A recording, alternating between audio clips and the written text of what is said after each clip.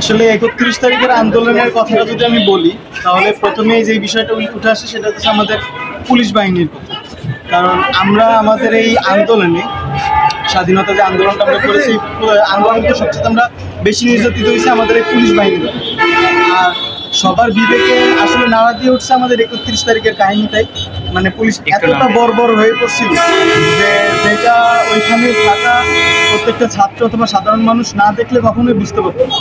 মানে আমাদের একটা শান্তিপূর্ণ মিছিল যেটা ভার্সিটি থেকে আসতেছিল, শিববাড়ি ক্রস করার পর ময়লা পোতা ক্রস করে যখন আমরা রাস্তার দিকে ঢুকলাম, আমরা সাধারণভাবে অবস্থান করতেছিলাম।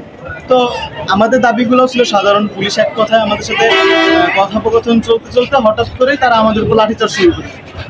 আপনি যদি ভালোভাবে দেখেন তো দেখতে পাবেন যে আমাদের মিছিলের ফ্রন্টের দিকেই ছিল অল্প কিছু ছেলে এবং বেশিরভাগই মেয়ে শিক্ষার্থীদের উপর পুলিশ লাঠিচার্জ করছে তো করছে। এর পরবর্তীতে যাদেরকে আটক করা হয়েছে, এর ভিতরে যারা মেয়ে ছিল তাদেরকে আটক করার জন্য আমাদের যে আইনগুলোও ছিল সেগুলো তো কোনোরকমভাবেই পুলিশ ফলো করেনি। মেয়েদেরকে তারা শরীরে হাত দিতেছে, কোনো মেয়ে পুলিশ দ্বারা অ্যারেস্ট করা হইতেছে না, তারা টেনে হিস্ট্রে নিয়ে যেতেছে।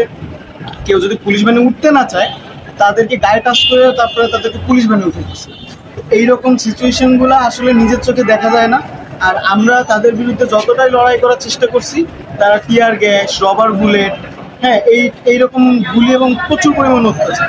ওই মুহূর্তটা মনে হচ্ছিল যেন আমরা যুদ্ধের ভিতরে।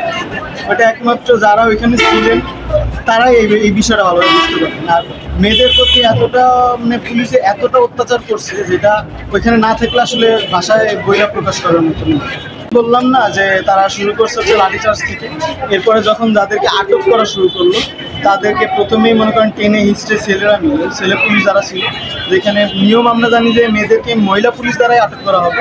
তো মহিলা পুলিশ আমি তো দেখিই নাই, যদি থাকেও তারা হয়তো সামনে আসেন নাই বা অন্য কোনো কারণে আসেন নাই, আমি জানি না। আমি যাদেরকে দেখছি তারা সবাই পুলিশ ছিলেন এবং তারাই মেয়েদেরকে এক কথা জোরপূর্বক টেনে হিস্ট্রে নিয়ে পুলিশ ভ্যানে উঠিয়েছে। এবং এমন কিছু ভিডিও আছে যে মেয়েদেরকে উঁচা কইরা কোমর ধরে বুকে হাত দিয়ে তারপরে মেয়েদেরকে ভ্যানের ভিতরে তোলা হইতেছে। কেউ হাত ধরে টেনে দিতেছে, কেউ উঠতে না চলে পিঠ ধরে ধাক্কা দিতেছে।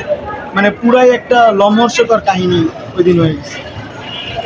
তো এখন তো হচ্ছে দেশ আবার নতুন করে স্বাধীন হয়েছে, তো আপনারা কিরকম পুলিশ দাবি করতেছেন?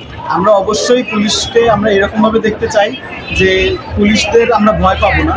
পুলিশদের দেখে আমরা সাহসী থাকবো যে হ্যাঁ, এরা আমাদের জীবনের নিরাপত্তা দিতে আসছে, আমাদের নারীদের সম্মান রক্ষা করতে আসছে। আমাদের জীবনের নিরাপত্তা যদি দিতে না পারে, যদি নারীদের সম্মান করতে না পারে, আমরা এরকম পুলিশ চাবো। যেই কারণেই আসলে এত বড় একটা আন্দোলন সংগঠিত হয়েছে। সেই আন্দোলনের ভিতর থেকে আমাদের দাবি একটাই যে আমাদের দেশটা দুর্নীতিমুক্ত এবং আমাদের পুলিশ যারা আছে তারাও সবাই মানুষের সেবায় কাজ করবে, তাদের নিজেদের লোভ লালসার জন্য। মেয়েদেরকেই যদি পুলিশ সম্মান না দিতে পারে, এরকম বাহিনী তো দরকার পড়ে না। তো আশা করা যায় যে আমরা চাইবো পুলিশ সর্বোচ্চ সম্মানটা আমাদের মেয়েদের দিয়ে শুরু করবে এবং তাদের কাজগুলো আরও ভালোভাবে করবে।